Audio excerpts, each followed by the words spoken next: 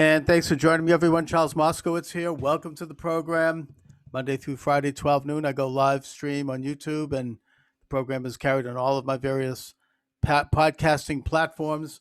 Robert Spencer is my guest. Robert Spencer is the author of many books that deal with the modern Islamic conflict against the West, but he has taken a departure in this case by writing a book called Rating America's Presidents, an America First look at who is best, who was overrated, and who was an absolute dictator.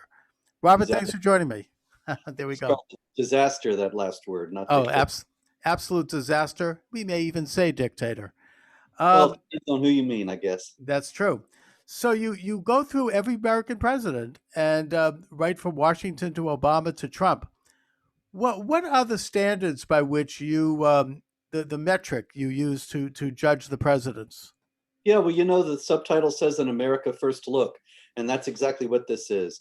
America First is a phrase that's been much maligned, misunderstood, misrepresented, but it really just means exactly what it says, that the president ought to put the interests of America and Americans before any other interests. That doesn't mean that we're isolationist, doesn't mean we don't have alliances, but those alliances should be mutually beneficial, not just beneficial to the recipient of American largesse. And so I evaluated each president in this book on the basis of that. Were they good for Americans? Did America come out stronger, more stable, more prosperous than when the administration began? And on that basis, I think there are a lot of surprises because, for the most part, leftist historians have done surveys like this in the past, and they end up rating socialist internationalists and people tending in that direction high, and I rate them very low. Yeah, I mean the conventional ratings of presidents have to do with the degree to which they engaged in wars, the degrees to which they enhanced government powers, and to those are considered the greatest presidents, rather than the presidents who uphold the Constitution and who uphold the actual interests of their own country and their own people first. And it sounds like kind of almost a cliched thing to say a president should put America first, and a lot of them have used rhetoric to claim that they were doing that. In fact, they all have said this, and often in flowery terms. But the actual implementation of that idea, which is a basic and simple idea, runs consonant with human nature. Every nation should put itself first. Every individual, every family puts its interests first. Every animal, every plant puts its interests first. It's part of being alive. It's normal.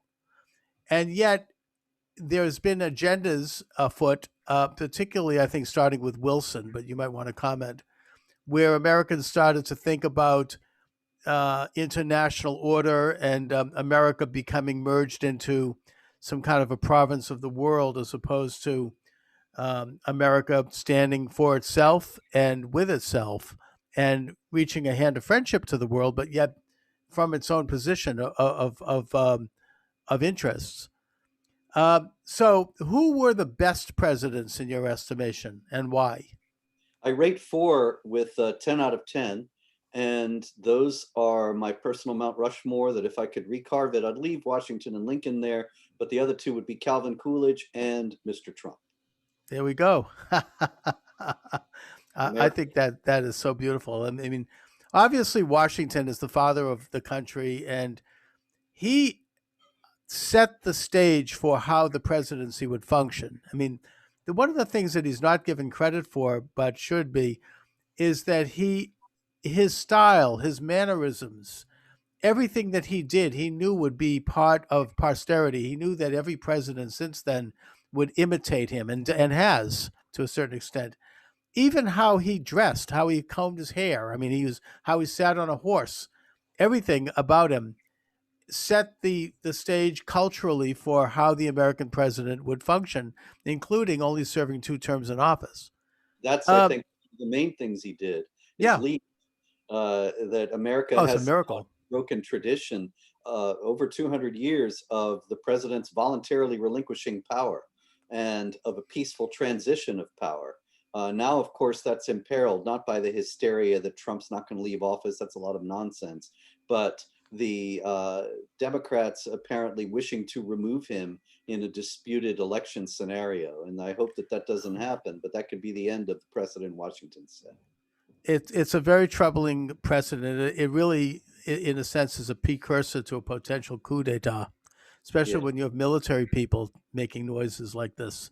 Oh, he's not going to leave office. What they're saying is that if they engage in a massive voter fraud and it's not accepted, then they're going to move in and seize the government, and Nancy Pelosi will become president. I mean, people may think I'm being overreactive on that, but think about this whole past year, the phony impeachment, the political response to the pandemic, the communist rioting in cities where black neighborhoods are being burned, black businesses looted, black people killed.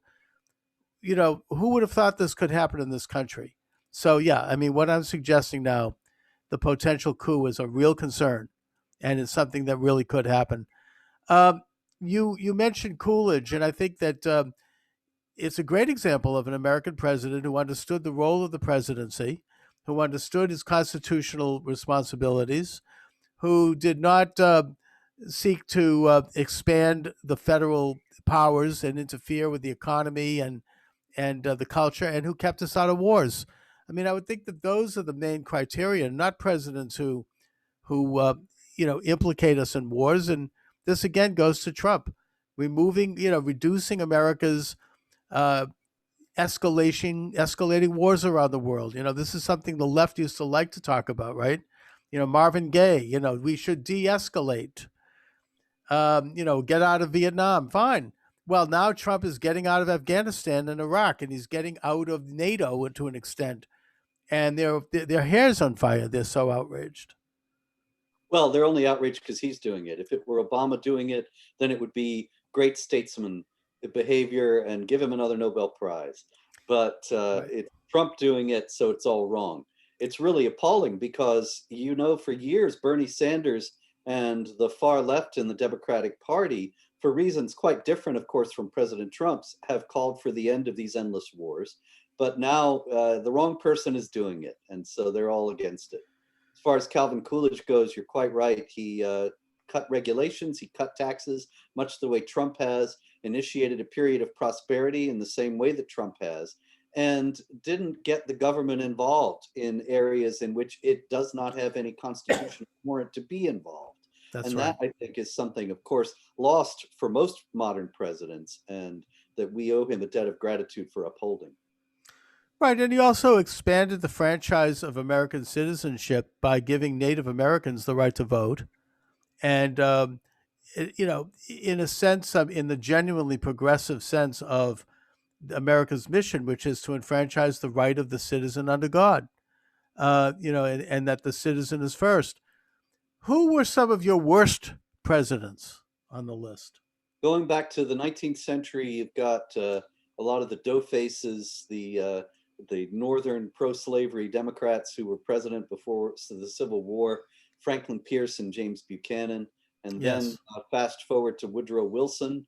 And as you noted previously, it was he who began a lot of this irresponsible and ill-advised internationalism that gets us entangled in foreign conflicts that don't really have any actual benefit for Americans. And then, of course, Herbert Hoover and Franklin Roosevelt. A lot of people don't know that the New Deal that Franklin D. Roosevelt initiated, that was, of course, the massive expansion of the federal government into areas in which it had no conceivable constitutional mandate, and the implementation of the extraordinary growth of federal programs, such that we're still plagued with today. That really actually started under Hoover. And all that FDR did was take credit for a lot of it and keep it going. And You're right. so they both get very low marks, as well as a lot of the modern presidents like George W. Bush, Barack Obama, Bill Clinton, internationalists all putting the interests of other countries over those of Americans, letting America decline, the infrastructure crumble, sliding towards socialism. It's only Trump that has begun to turn this around. Absolutely. I mean, Wilson was the first president to really be an outright socialist. He wrote books on this topic as a professor. He implemented the income tax. He implemented the Federal Reserve, which transferred the ability to create currency from the government to a private cartel of banks. 1 year later, World War One broke out, and then he entered World War One, which we had no business doing. It was not. There was no American interest there. Exactly. We either side was bad. I mean, our entrance into it not only prolonged it, but it gave a backdoor to the Bolsheviks. So And the Nazis, actually, that's because right. of the draconian provisions that were placed upon Germany after the war, creating immense resentment and enabling Hitler to rise. It was actually Calvin Coolidge who tried to head that off with the Dawes Plan, named for his vice president, Charles Gates Dawes, that attempted to relieve the burden on Germany, which, if it had been successful, might have headed off World War II. That's right. I mean, it set things up, as you say. I mean, even John Maynard Keynes made note of this. That World War One was just the prelude. It was a continuation that would pick up in 1939, and that Hoover was a big government liberal. I mean, he basically ordered all corporations to not to not fire anyone during the stock market crash, which led to their bankruptcy. The FTC, I mean, all of these agencies, and then FDR, who was a very crafty politician, he ran against Hoover as a conservative. He was going to cut taxes. He was going to reduce the size of the government, and then he steps into office and he declares an emergency and takes on extraordinary powers to create all of these agencies, these alphabet agencies, and to confiscate gold and to do all these other things that eventually bring us into another world war. What about John F. Kennedy? How does he rate for you? John F. Kennedy, of course, was a premier internationalist, and his inspiring words, a lot of these inspiring words, internationalists specialize in those, and they make people think, oh, this is a very good thing, a noble endeavor. When he said, we will pay any price, we will bear any burden to advance the cause of freedom. Well, that sounds great, but what exactly does that mean? What in practice it has meant is that the United States, for example, under George H.W. Bush, long after Kennedy, got involved in Somalia for no conceivable national interest. And all that did was drain our resources and then humiliate the country when Bill Clinton cut and run after the Black Hawk incident, which emboldened Osama bin Laden. And Kennedy himself, of course, began our involvement in Vietnam, another one of these wars with no clear purpose and no clear goal. And so bearing any burden and paying any price doesn't actually seem all that well advised when you think about it. And it's sort of a continuation of Wilson's declaration, also sounding noble and high-minded, that we're going to make the world safe for democracy. Well, why is it our responsibility to give everybody else a good government? We need to take care of our own people first. Right. And if we do that and we take care of our own democracy, if you will, our own republic, then we will serve as a light unto the world, and other nations will follow suit and are following suit now under Yeah, Trump. Rather than our being sort of the gendarmes of dictators and of engaging in this perpetual war. I mean, I think it was American historian Charles Austin Beard, who wrote the book Perpetual War for Perpetual Peace in the 1920s and describing this policy. In fact, I think he supported it. But this idea that America would become the world's policeman, and in the process, it would merge the world into an informal order, one that George H.W. Bush spoke about openly, the New World Order. He used those terms, uh, and that Trump is bucking that, and that's why they want to. That's why there's a coup d'état. That's why there's impeachment. This is what they don't like about Trump. They don't care about his personal, offensive remarks every so often. That would be overlooked. If he was a liberal, that would be held up as being bold yeah, and courageous, right? cute. Oh, that's right. Oh, he's very quirky. I mean, Yes. but because it's his policies of putting America first and disengaging America in these useless and actually immoral perpetual wars that they support him. Now, Robert, your book again, Rating America's Presidents. What about Ronald Reagan? Ronald Reagan, I give a 9 out of 10. He's nearly one of the greatest, but there were a couple of problems. I mean, of course, on the positive side, he ended Carter's artificial energy crisis. The energy crisis was not really an energy crisis. It was a problem of overregulation that had stifled the oil industry and driven prices up. So Reagan removed those regulations, and suddenly there's no more energy crisis, and we can take off our sweaters and turn up our thermostats. That's one good thing. Another good thing, of course, is that only Reagan in the entire world saw that the Soviet Union was ripe for destruction. Everybody was counseling in those days. The foreign policy experts were all saying the Soviet Union's here for the long term. We need to come to some lasting accord with it. But Reagan said, no, it's an evil empire, which shocked everyone. Everyone's hair was on fire over that. And he said that its end is in sight. And he knew that it was exhausting its economic resources trying to keep up with the arms race, and that if he just stepped up the arms race a bit, the economy would collapse and not be able to keep up. And that's exactly what happened. But he is the only real visionary, the only one who perceived that and implemented it. But on the downside, of course, he armed the Taliban against Afghanistan, Right. against the Soviets in Afghanistan. These policies, so much of our foreign policy establishment still assumes that we can buy friends and that we can gain allies by giving money to various countries or to various groups within countries.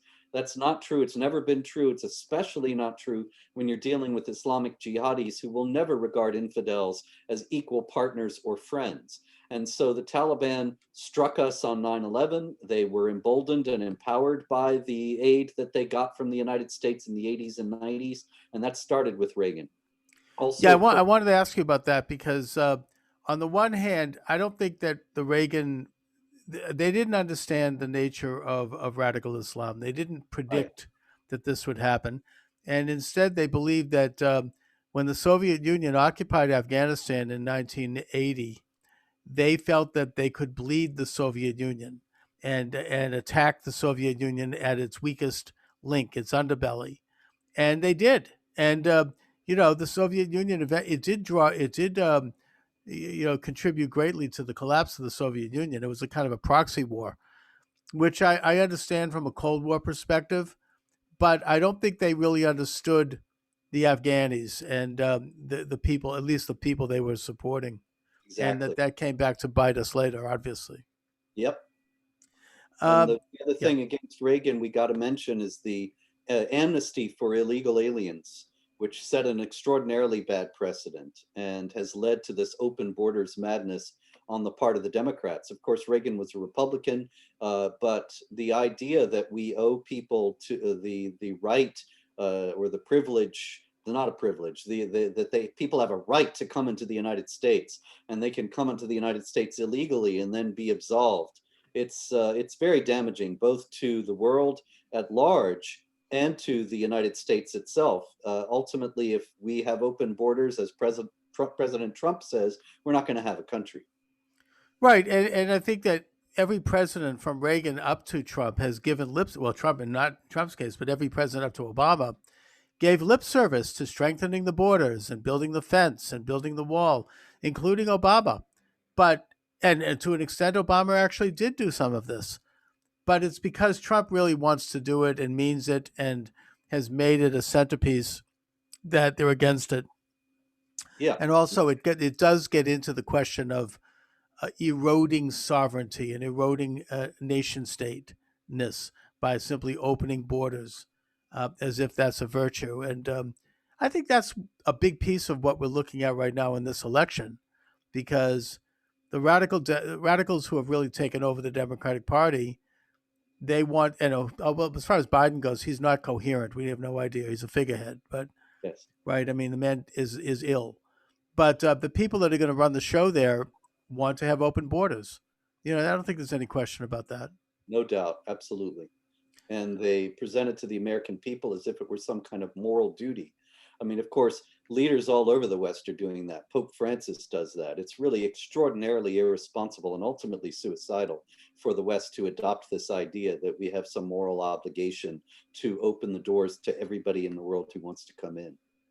That's right. I mean, I think we can help other nation states improve their own levels of security and freedom so that people can participate in their own politics and in their own lives, rather than simply opening up our door. I mean, it's not right, and it's not realistic. Um, what about going back in history a bit? How did you rate Andrew Jackson? Andrew Jackson's also a bit of a mixed bag.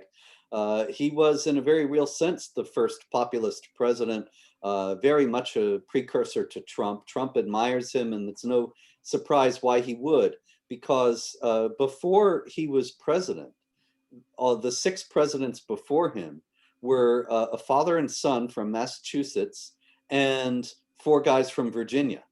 That's it.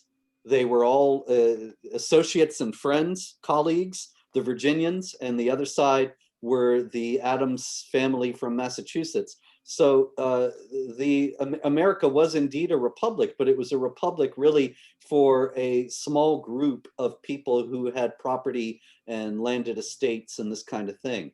Andrew Jackson was the first real president who was a man of the people, who was not an aristocrat. He, of course, had been a general and a war hero, and a lot of his political opponents sneered at him as a result and said killing a lot of British soldiers at New Orleans is not a qualification to become president. Hmm. But the people were thrilled, and there were wild celebrations in Washington at the White House that shocked the political establishment in Washington at the time when he became president. And one of the main great things that he did was face down the first deep state. The deep state today, of course, is an unelected, shadowy oligarchy of people who have no accountability to the American people and are trying to control the political process in America. And there was one like that in Jackson's day as well, the Bank of the United States. Right. It was a private institution in which the public funds were deposited, and Jackson very rightly pointed out that this gave them undue political power and influence. And there was indeed a long list of congressmen and senators who received so-called loans from the bank and became its enthusiastic boosters and did its bidding. So Jackson, he actually said to his friend and vice president who succeeded him, Martin Van Buren, the bank is trying to kill me, but I'm going to kill it. And I Oh, thought, I know. There's well, some Trump did amazing the same speeches thing. that he delivered on that subject. He spoke of the bank as being a viper and a snake that he would chop the head off.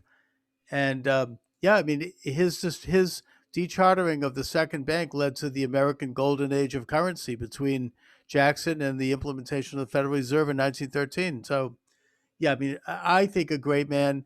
He's been given a bad rap for the Trail of Tears policy, which of course Yeah, went back to Madison. It was not he didn't invent that. But at the same time, if you look at it in context, he wanted to protect the Indians by giving them Oklahoma and that's by right. promising that they would have Oklahoma forever. And even though that didn't happen ultimately, but he and also his son was a Native American. He adopted him during one of the battles. I mean, he's yeah. So there's no, it's a mixed bag, as you say, but Yes. for the most part, you have to view Jackson like you have to view any leader in the context of their own times, and I think Yeah, he bears well. I discussed, of course, the Trail of Tears in the context of Jackson's presidency and a quote from his speech explaining his policy. And I think this is altogether too often overlooked nowadays, and it's just considered to be this, well, like Dinesh D'Souza with extraordinarily irresponsibly likens Jackson to Hitler Uh, for this policy. But actually, Jackson explained it in humanitarian terms, which is not to say that it was carried out in a humanitarian way or that nobody suffered because of it. But Jackson pointed out quite correctly that there were a number of American Indians, Native Americans, who clearly had no interest in assimilating into American society. They were just not going to do it, and any efforts to make them do it had failed. And so, what were you going to do? You couldn't kill them all, and you shouldn't kill them all, and you couldn't send them anywhere. I mean, you couldn't send them back home. They were the ones who were the natives here. So he proposed having, as you noted, an area where they would be able to live in their way while the Americans lived in their way. Now, this in principle, what's the problem with that?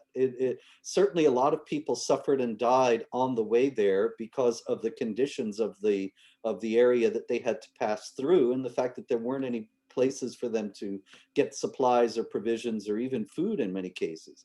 This is a terrible thing, and Jackson, as the president, ultimately holds responsibility, although it was actually worse under Van Buren. But the fact is that the proposal as he conceived it, well, I wonder, do any of the people who think he's like Hitler nowadays, do they have a better idea for how to solve that problem at the time? No, I mean exactly. He was dealing with the crisis, and then of course the Trail of Tears policy was ended by President Grant. Where does Grant fall in your lexicon? Grant is widely considered a failure, but I put him up with 8 out of 10, toward the highest, Hmm. uh, primarily because he was trying to head off the ongoing racial tensions that we have in the United States. He continued Reconstruction. Reconstruction has a terrible reputation, and there's no doubt that it involved military force being applied in American states. There's no doubt about that. But of course, this was the post-Civil War situation, and he was making sure that Black Americans had equality of rights, the right to vote, and so on. If he'd been able to follow that through, but ultimately the Reconstruction ended under his successor, Rutherford Hayes. If he had been able to follow it through, we might not have all the racial trouble that we're having today. Not only that, but he wanted to buy the Dominican Republic, which is a forgotten element of his Hmm. presidency. It actually almost happened. The Dominicans actually voted in favor of annexation by the United States, but then nothing came of it because of Democratic opposition in the U.S. Senate. Because what Grant conceived of the Dominican Republic as, and this may sound crazy from the standpoint of 2020, but this was 1874. He Right. wanted to settle Black Americans from the South in the Dominican Republic. And then they would just leave the South. This was not because he hated them or was in favor of segregation. Quite the contrary. It was because they were being preyed upon by the Ku Klux Klan. And he said, let them leave the South, and then the Southerners will realize how much they needed them. And meanwhile, they will be able to establish their own base in the Dominican Republic, in Santo Domingo, as it was known then. And they will be able to demonstrate that they are completely equal citizens and deserve the same rights as anybody else.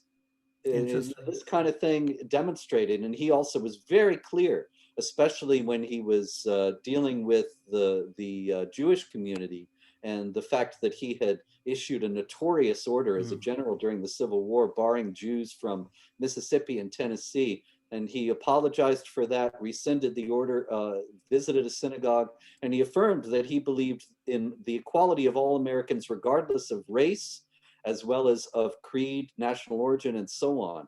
And he even desegregated the government offices in Washington, only for Woodrow Wilson to resegregate them later. No, I mean, generally, I agree. A great man. I mean, I think that he had a weakness for loyalty to friends and Yeah. family members who basically were bankrupting, who were engaging in all kinds of criminality, and who ultimately bankrupted him personally. Well, they Um, bankrupted him. They didn't bankrupt the country. And so, see, on the basis of America First, they weren't plundering the public treasury. So I can't hold that against him. He was working for America and Americans. There's no doubt that he came out the worse. And that's a shame. And that's a matter for biographers of Grant, but it doesn't detract from his presidency. yes, and you've also removed Teddy Roosevelt from Rushmore. What Yes. about Roosevelt? Well, I think the thing that stands out most about Roosevelt, and I know we're running out of time here, but Yeah, very that's briefly, okay. Roosevelt, during the coal strike, he said he wanted to reopen the coal mines by force. And people told him that was unconstitutional. And he said, to hell with the Constitution when people want coal. Now, it sounds great. He's an active guy, he gets things done, but that's a very bad precedent to set. We need the Constitution to protect us from tyranny. Right. Okay. All right, Robert Spencer. Listen, I want to thank you for joining me. How do people get your book? It's at Amazon. It's at barnesandnoble.com. It should be at any brick and mortar bookstore worth its salt. There you go. Okay, Robert Spencer, the author of Rating America's Presidents. Robert, thanks for joining me as always. Pleasure. Thank you. All right.